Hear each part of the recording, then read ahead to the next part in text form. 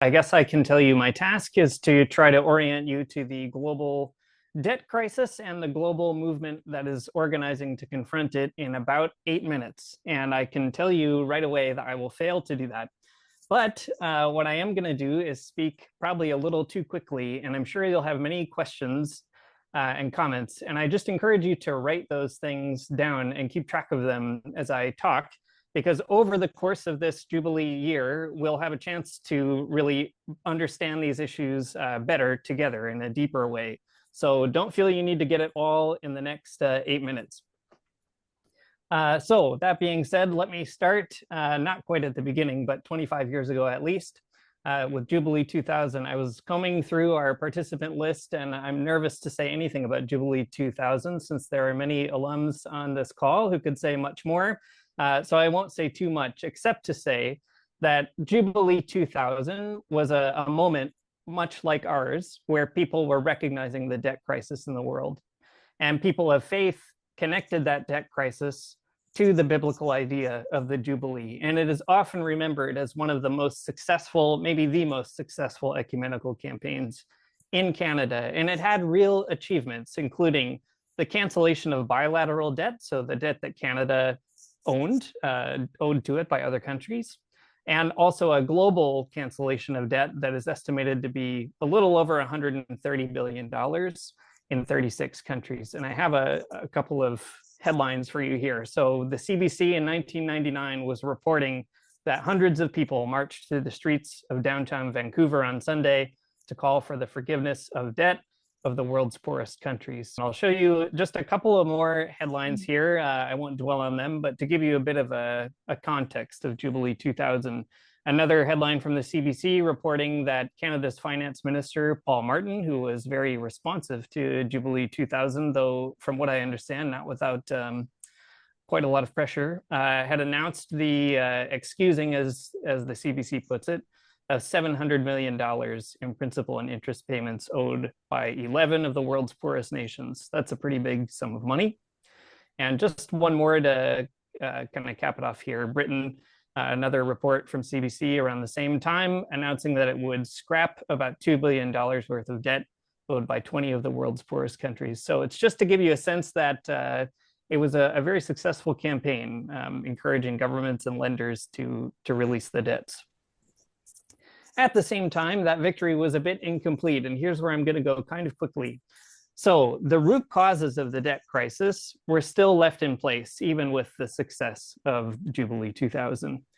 When creditors canceled debt, they often demanded that countries had to privatize key sectors of their economy to qualify. So it might be something like their infrastructure related to water, for instance. And in doing that, it sort of repeated the injustice of what many people might remember as structural adjustment programs led by multilateral creditors. So the catch is that it's not as though debt was just canceled and countries were able to say thanks. It was canceled on the condition that those countries would continue to sort of give themselves over to the kind of economic system that continued to exploit them. And 25 years later, countries in the South face another debt crisis. And there's just another kind of headline here from an article in The Guardian in 2003, so 3 years after the other headlines I showed you, showing that already some of the victory of that campaign was becoming more complicated. Why 2025? Why talk about a Jubilee?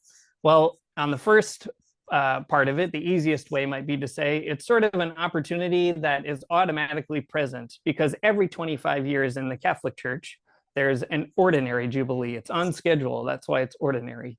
And it's a time to focus on mercy, spiritual renewal, but also on justice. And that's why 25 years ago, there was sort of a big focus too, especially in the Catholic tradition, on the debts of countries. And you might get the impression that that's something that only Catholics are concerned about, but that would not be quite right. It's also, again, an anniversary of this really incredible ecumenical moment, something that Sister Priscilla had just mentioned, that Kairos is the fruit of people of faith coming together. And in a year where I think the world is, at least to me, becoming more and more chaotic, that kind of solidarity is even more important. So it's a Jubilee year, it's an anniversary of that moment, and it's also a challenging time when we need to come together.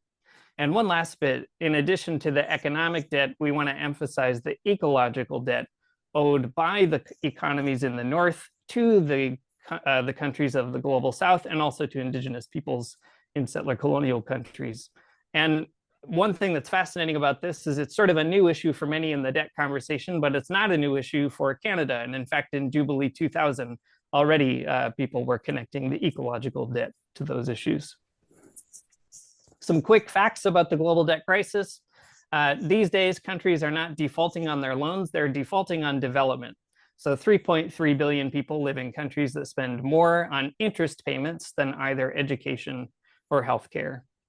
Debt payments are also holding back climate action, so the money that goes to creditors doesn't go to adaptation and mitigation. And private creditors are calling the shots these days. So the majority of global debt is now held by global or by private creditors, and that's becoming increasingly more common. Since 2024, dozens of organizations have come together for a global campaign, Turn Debt into Hope. That's why we are here today.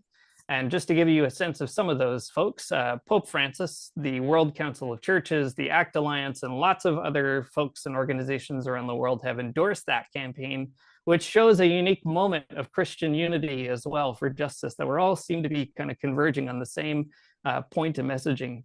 And as world leaders are going to gather at key moments to discuss economics and the climate, people around the world will also be mobilizing to gather signatures on a petition, making it clear that the people of the world want real change. We'll talk about that petition in just a minute. Some quick context on the economic role of Canada in the debt.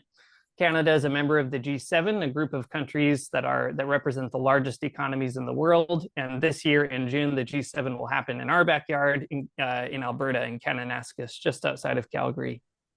Canada also has a voice at the World Bank and the IMF, which are two institutions that have contributed to the debt crisis. Canadian creditors also likely hold sovereign debt, so think of those private creditors I mentioned.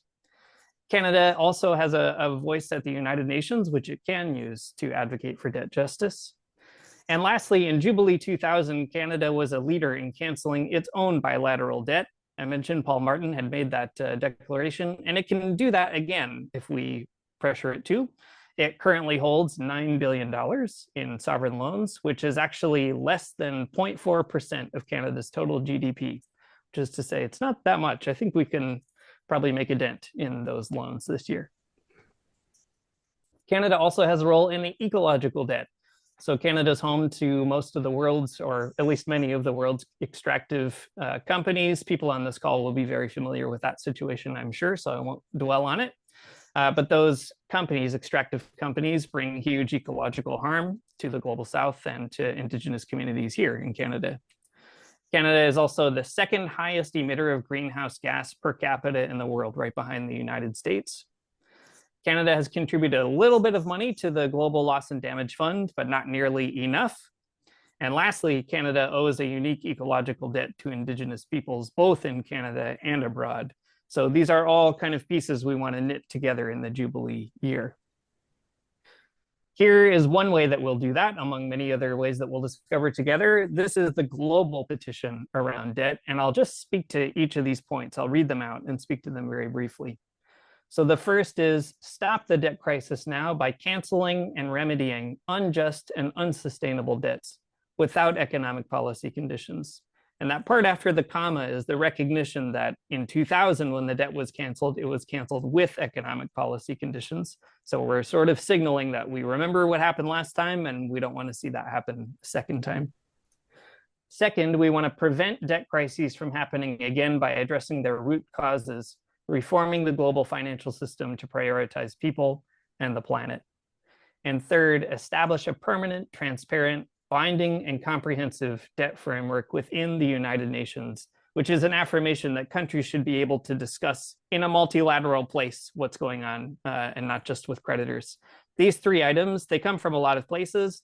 Debt movements have been organizing since 2000 to continue working on the debt crisis, so it comes in part from them, but it also comes from reflection on the part of especially Christian organizations from the North and South, working very hard last year to figure out what would be three things we could really address.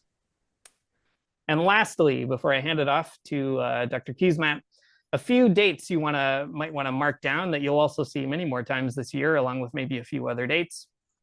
The first is that May 24th is the 10th anniversary of Laudato Si, a letter that Pope Francis wrote on the environment. And in that letter already, he was talking about the economic and ecological debts. So you can bet that on that anniversary, we'll be doing some work to raise awareness around that and take that as an opportunity to do some action. The G7 meeting happens June 15 to 17. I mentioned Kairos is organizing some great events around there, and you can wait for some details on it, but that is when the G7 countries will meet. June 30 to July 3rd is the Financing for Development Conference in Spain. That might seem kind of jargony, but it's the moment where countries will get together to discuss how to finance development. And our global partners will be there to say, not with more and more unsustainable debt. November is probably the biggest month of the year, so you can definitely block that off in your calendar. On the 10th through the 21st is COP30 in Brazil, a time where countries will talk about climate change and we'll discuss ecological debt. November 16th is the Jubilee of the Poor. It's marked in the Catholic calendar, at least, as a specific day to think about the concept of Jubilee and the poor. And lastly, the 22nd to 23rd is the G20 meeting in South Africa, which is kind of our last chance before the Jubilee officially maybe wraps up in December, although unofficially, who knows what will happen at the end of the year. But these are some key dates we want to organize around.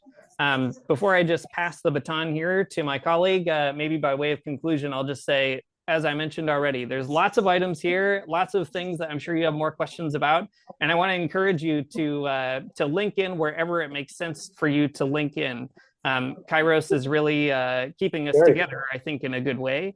And one way or other, you'll have a chance to dive deeper into these topics, the global debt crisis, the ecological debt, the biblical jubilee, et cetera. So we'll see you again very soon, I'm sure.